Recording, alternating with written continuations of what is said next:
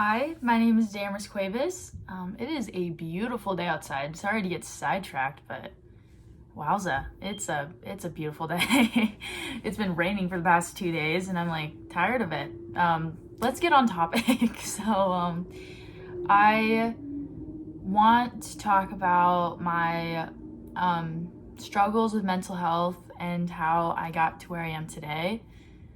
Not many of you guys know, but I need to stop playing with my hands. It's going to be a distraction. I went through a lot last year around this time, and I wanted to kind of spread the word of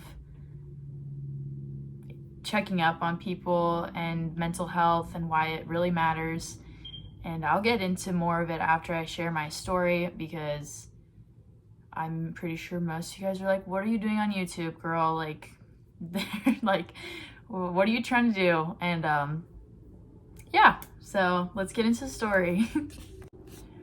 My story began around my junior year of high school, and that's when I felt feelings of like being down, and it would be so like, it would just kind of be like a cycle of like, oh, I'm feeling great, like this is how I feel, this is amazing, like, and then all of a sudden it was like boom, like I'd wake up and be like, oh, like I feel like falling asleep again, like I just want to keep sleeping, and I did not want to be in reality, I guess that's how I would describe it as. And it wasn't anything with my like home life. Like my parents were all like close, we spent a lot of time together, especially when I'm home for college, like from college. And like even then, like I don't know, like my sister, she's a great person. And I mean, I don't know, it was just like a feeling, and I didn't know why. And I didn't say that I was like depressed. Like I didn't want to admit that, because I was like, I don't want to be a person that's depressed. Like that to me at the time, that sounded so weak of me, like to be depressed. Like I was like, I don't have a reason, like I don't have a reason to be sad. And I don't know. And then senior year kind of progressed, especially with COVID. It was a hard time for everybody. And then I mean, even then I did like a month into quarantine. That was when like I'd say a lot of people were kind of going through like realizations of like themselves, and kind of having to like almost forced to like get to know yourself better, or like your family better, and spend a lot of time outside. So like honestly, that was probably like a good peak in life, was like that like April, May area, where like I was like, oh, like I'm gonna learn how to play this on the piano, I'm gonna learn this on guitar, I'm gonna draw something, and like kind of just like keep building my palette of hobbies to keep my mind distracted. And I don't know, I started journaling during that time, so it was like a growth time, I guess. And then freshman year of college came, and I go to University of Sioux Falls, so it's like 3 hours away, if that. And so it's not too far from home. And I wouldn't say I was homesick. I was just kind of like, I always was isolating myself from people and not like wanting to be around people, because I was scared that I was just going to be like a drag, because I had stuff going on mentally, and I was always so hard on myself with that. And then softball season happened. It was so much fun. I have no complaints over softball season. Like softball season is like the most fun thing to be a part of. And but with that, like last year I would have like a few breakdowns, like just because I'm like, why am I still sad? Like my life is great. I'm in college. Like I'm playing college softball. Like that's been my dream forever. And like I didn't know why I was still so sad. And then we got back from college, summer 2021, and that's when like I felt like my whole world was like crashing. I was doing terribly mentally. Like I remember going like a few days, 4 or 5 days without brushing my teeth. And if you know me, I'm a very like I brush my teeth. Like I take really good care of my teeth. I put my retainers on every night, whatever. I mean, it was like a big deal to me because I was like, why am I not even taking care of myself? Like, why?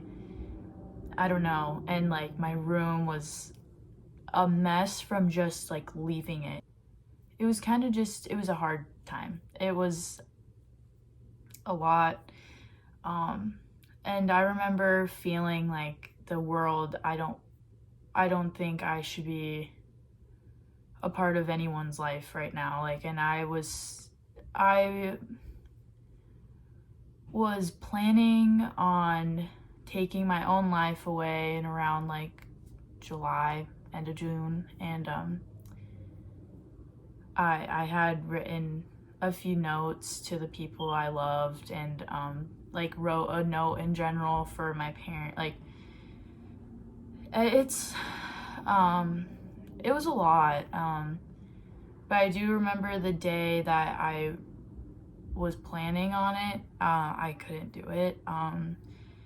I didn't find like I couldn't find it within myself to do it, and I like at that time I was almost upset at myself because I couldn't, and I'm so like glad today that I didn't. And I do remember my parents and my sister were coming back from a tournament that night, and I was sitting in my bed and I was just crying, and I heard like footsteps upstairs, and I was like, oh, my parents are back. Like, I should probably text one of them. I need to talk to someone. Like, I've been feeling this way for so long, and I decided not to talk to anyone like that. I don't know. And so I texted my dad, and I was like, hey, like, can you come downstairs and like talk? Like, can we talk, just you and me? And he was like, yeah, okay, yeah. And so he goes downstairs, and I kind of tell him about my plans and like what is going on with me. And I mean, like, we got my mom like to go talk with us as well, and it was like that whole night they were like, what can we do? And it was hard, kind of like telling my parents that, and I didn't think I'd cry, kind of feeling that way and being like feeling like I had to deal with it alone. And I mean, since then they were like, we'll see a therapist, like we want you to feel like you're loved, and like that, all that. And like they did such a great job. Like, they're a great family. But it was a lot, and I mean, like, looking back at it now and like seeing how far I've gone is like a really big thing, because like I know the person I was before with that is just so proud of how far I've gone. And yeah, so I mean, since then I went into sophomore year like knowing like, oh, like I'll be so much better. Like, I'm going to prioritize myself. I'm going to make sure I'm okay, instead of like feeling like I can't do that or feeling like that's selfish. And yeah, so I'm all right. Since then, it's been great. Like, in all honesty, like, if I'm gonna be vulnerable on this page, I'm feeling great right now. Like, I feel like I had to go through that to realize like how great life is, and be so thankful for the little things. And I don't know, that's my story and how I kind of kept going. And yeah, I wanted to share my story because I wanted to show that it could happen to literally anybody. I mean, I'm if you know me, I'm a person who tries to make the room feel better. I'm a very energetic person. I try to make people laugh, people smile, whatever. And I was dealing with that behind the scenes, and I obviously didn't tell like anybody about it. But my main goal here with this YouTube channel is to really like try to take action on this. Like, I want this to be my action, where if I'm talking about mental health on YouTube and also trying to reach out to people and seeing how they're doing, whatever, like, that's my action. That's what I want to do to help change the stigma on mental health. I think I'm kind of tired of seeing the same things on the internet about like, oh, like it's good to get the word out, like I'm here for you, whatever, but if you're just saying that, or if you're just reposting something because everyone else is doing it, or you're posting it and you're thinking that's enough, it's really not enough. It's a matter of action and a matter of what are you going to do so that we're all responding to mental health. I think it's all individual. It's what we do for other people or for ourselves. And yeah, like just trying to start an action here, I don't know how to word it, but I don't know.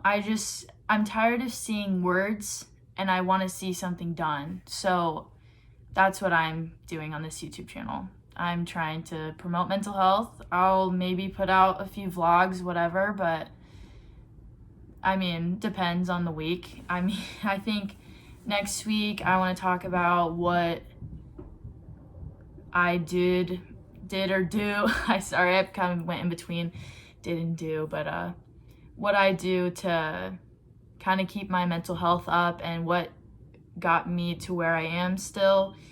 And I'll get more in depth with that next week. And if you are feeling alone, like, and I feel like I kind of came off intimidating when I was like, let's do action, but I am not a very intimidating person.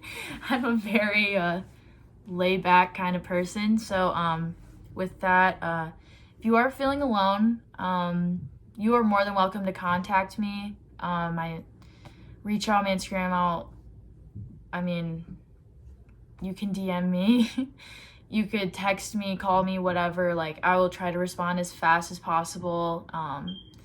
I just don't want people to feel alone anymore. And I want people to grow, and I want to help people grow and be there for them. So it's kind of what my part will be. And yeah, I want to, with this YouTube channel, I'm trying to, like I said, this is my action. This is what I'm going to be doing for the cause of getting mental health better, doing what I can. And yeah, just remember, there will always be at least one person that loves you. So keep living for that. There will always be someone who cares about you. Even if you do not feel like that, there will always be people that care about you. I absolutely promise you that. So, yeah, I think I'm going to conclude the video there. I don't really want to talk much more on it. Otherwise, this will be an hour-long video on things. But I'll try to make content every Friday, I guess. Content. What a little cringe thing I had to say there. But yeah, stay tuned. Take care of yourself. Take care of others. And yeah, I love you guys. I'll see you guys later. Thank you so much for joining me.